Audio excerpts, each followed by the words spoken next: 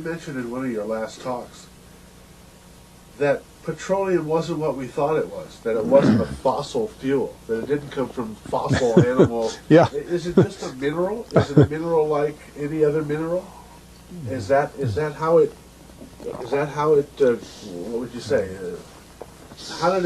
What's the origin of you see, petroleum? when they first found petroleum, because they were beginning to make motors and needed on axles or wheels on railroad trains and all that sort of thing, and remember, trains started in the beginning of the 19th century, then oil went from just a lubricant to a fuel, and it made it valuable. And Rockefeller happened to be the smartest man in the business at the time, but he made most of his money, or much of it, off the transport of the petroleum as well as selling it.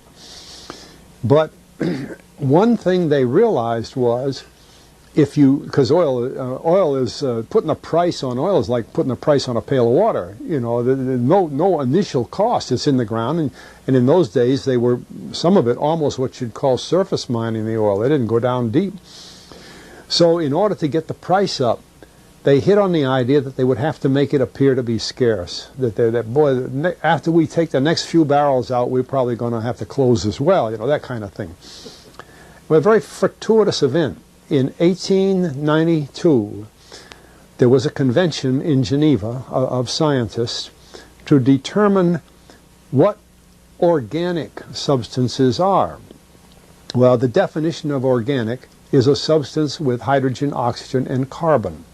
And so it's usually a living substance, a tree. You analyze a dead tree, hydrogen, carbon, and oxygen, and grass, and so on, living things.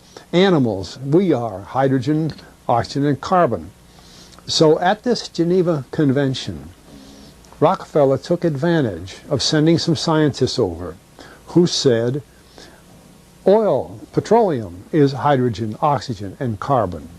Therefore, it must be derived from the spoiling, the rotting of formerly living matter.